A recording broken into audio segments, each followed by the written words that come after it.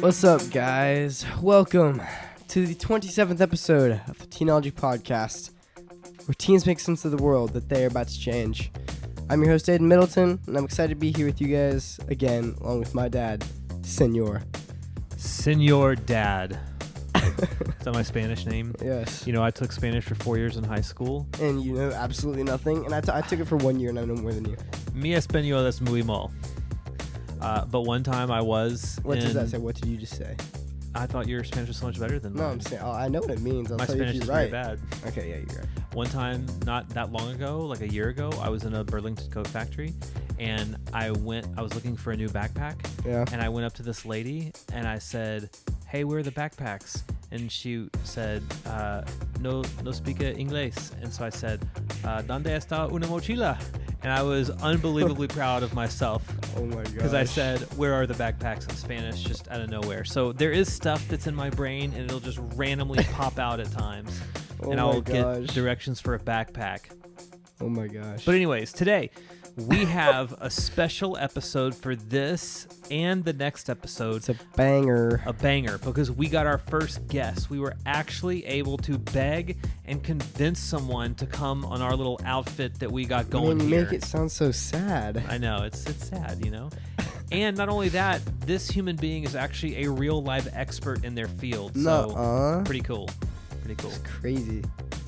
All right, but you guys know that before we get to that amazing interview, it's time for the Gen Z word of the episode.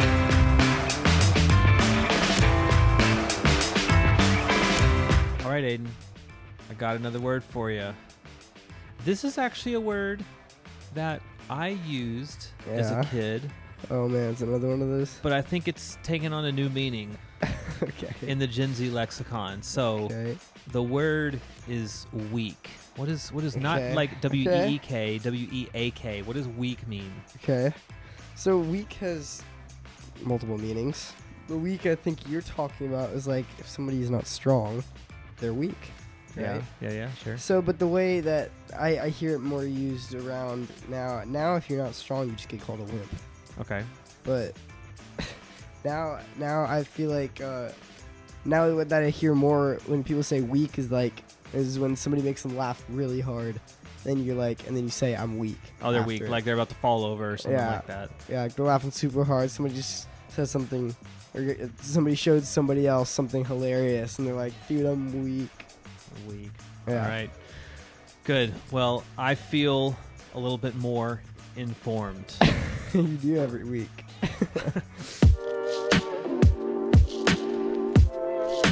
All right, everybody. We are here with our first official guest on our podcast, Pastor Keith Tower. Tell us a little bit about yourself.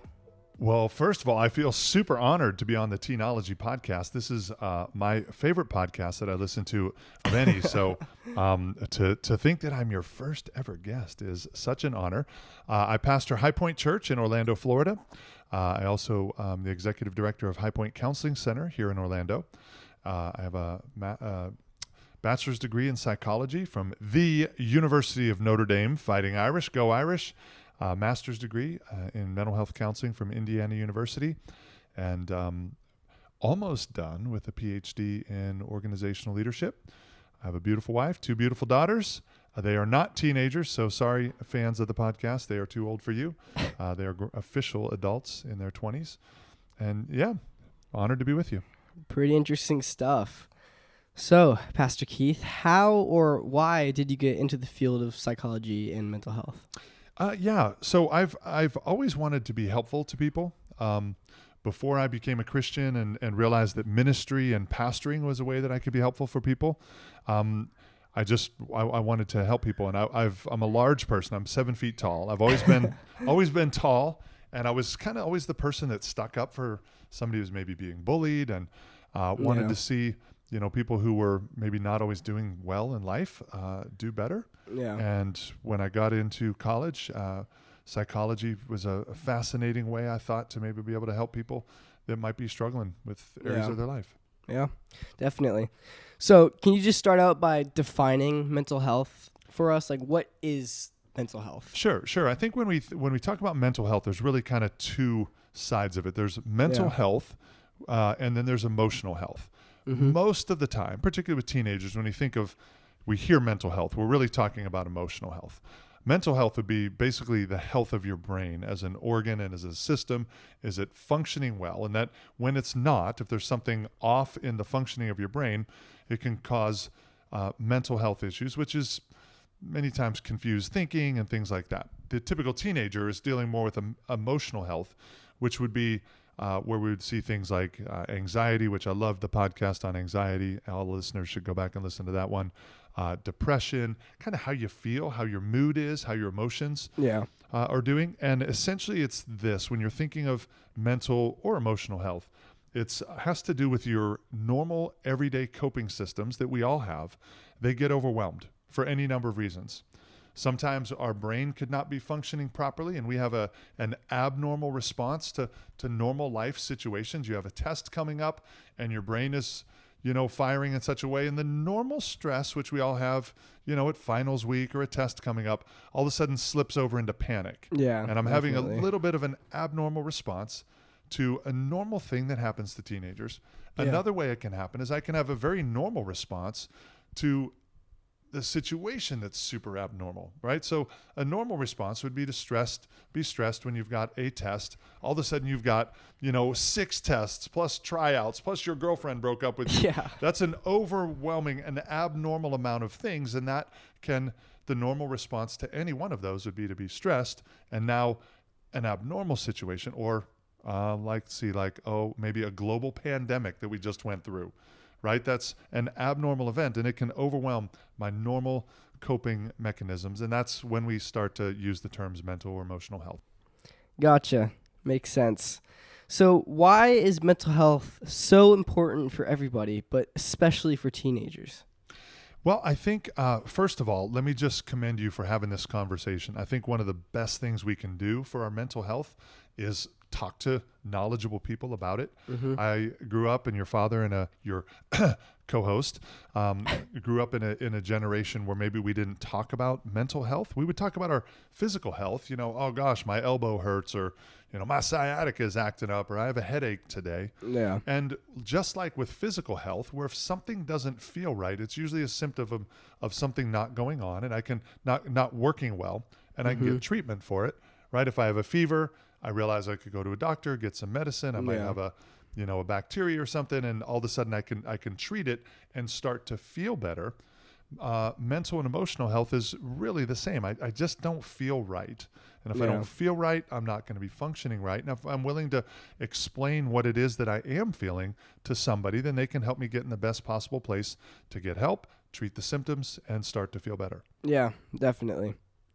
So how do you think that the lockdown and coronavirus from 2020 and everything really that happened in 2020 affected youth's mental health in general?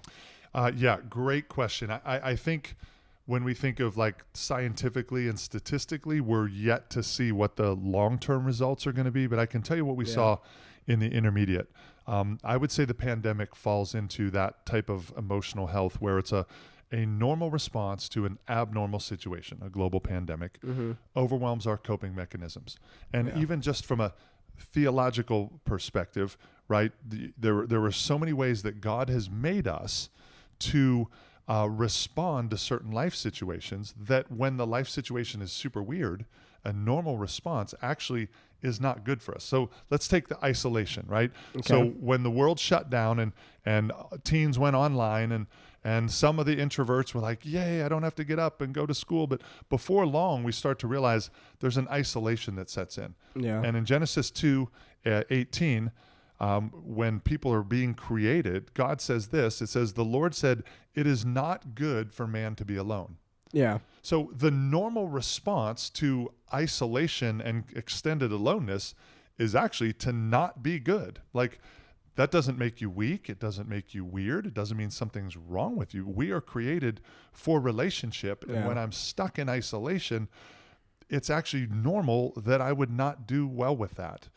And gosh, some of the locations, I know we've got listeners all around America, and there's some places that are still debating whether they're going to go back to school this fall. And Yeah. the isolation that creates is not good for the human heart. Another one is disappointment, right? So Proverbs 13:12 says that hope deferred makes the heart sick.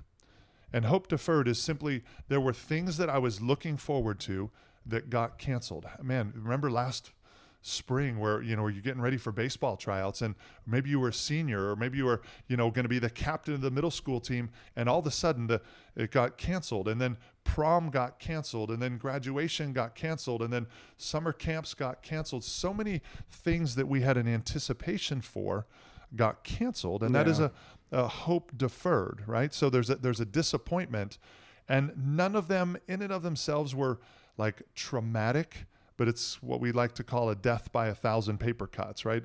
You can bleed by having your arm fall off and bleed to death, or you could just get 1,000 tiny cuts, and eventually it just takes a toll. And the normal response, according to that verse, hope deferred, does something. It makes the heart sick.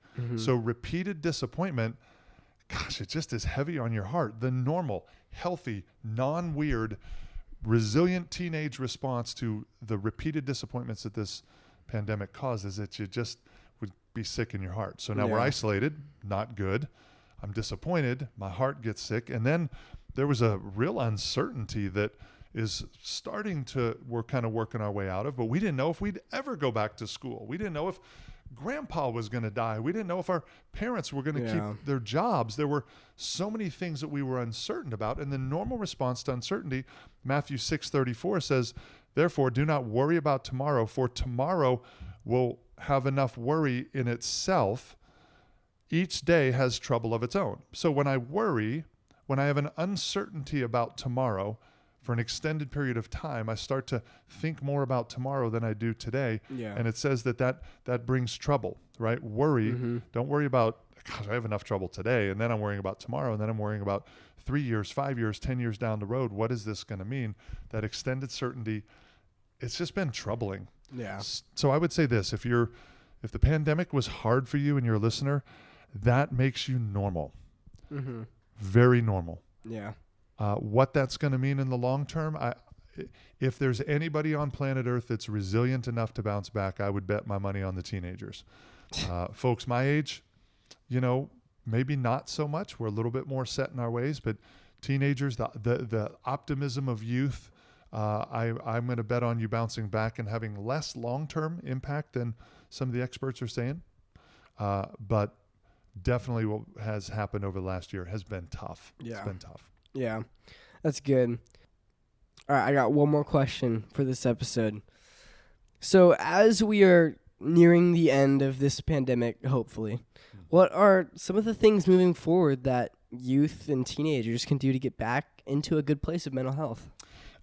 So if we consider a couple of the illustrations I just gave biblically of a normal response to the abnormal situation. One of those being, it's not good that we're alone, isolation. So I think as quickly as we can get back into normal, healthy, fun, functional relationships. So, going to the park, getting out in the driveway and shooting hoops, riding bikes with, having people over to play. I think we want to maybe move offline and get in person. It was okay prior to the pandemic that teens were spending a lot of time on video games because there was social interaction in the schools. You could see faces. Even during the pandemic, even the school, when we were in school, you could only see eyes and up, right? Because everybody was in masks, which that also contributed to the sense of isolation. So I would say unplug, get off of being online, and get in as many actual face-to-face social interactions, laugh with people as much as you can. I would say also too, I would think about how it is that you think. And here's what I mean. A lot of our issues with how we feel are honestly related to how we think. I mentioned one of the challenges of disappointment is that our heart gets sick. And so what I would suggest there is that sense of disappointment is actually in many ways kind of almost creates a little bit of a depression. I mean, depression has a clinical composition that we'll talk about, I'm sure, in a future episode. But one of the things I want to do when things are tough and I'm sad is I want to kind of stretch out my thinking, because Yeah. when I'm sitting in a place of sadness, I never really see that it's going to change. I just assume tomorrow's going to feel like today, and I feel like next week is going to feel like today. But if I can imagine the day when it's over, right? 5 years, 10 years, just project yourself out into the future when you're married and have kids, and and life is better, and spend a little bit of time in longer term thinking, because the reality is there have been pandemics in the past. Yeah. There have been difficult situations in world history, and what Yeah, they definitely. all have in common, every tragedy in the history of the world, what they all have in common is that they've all passed.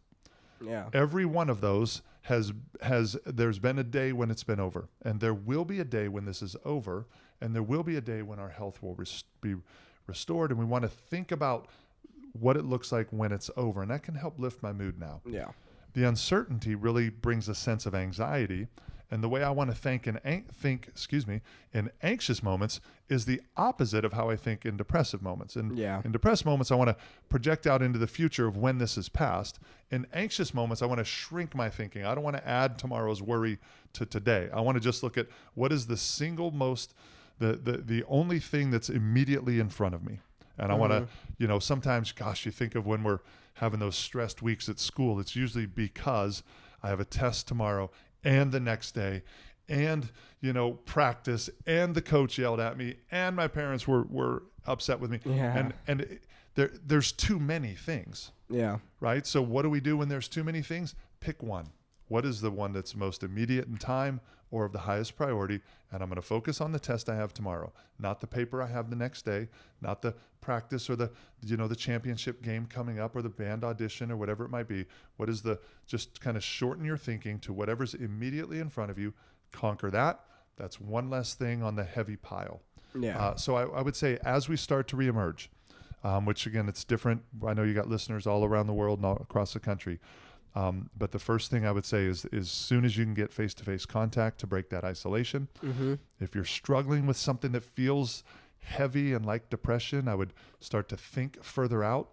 And Yeah. by the way, some of that when you get in good physical contact with people will start to change. Yeah. And if the future just feels super uncertain, just look at the immediate thing that's most prevalent in front of you. I think if you do those, the resilience that God has already put in, folks of your age, man, you'll bounce back and you'll recover well. Yeah, for sure. You guys know how we do things. We keep it real on the Teenology Podcast. If you guys missed any of the other episodes, make sure you go back and listen to those. And also keep an eye out for next episode, where we continue the conversation with Pastor Keith and we cover depression and suicide. And also follow us on Instagram at Teenology Podcast and send in questions and topics that you want to hear about.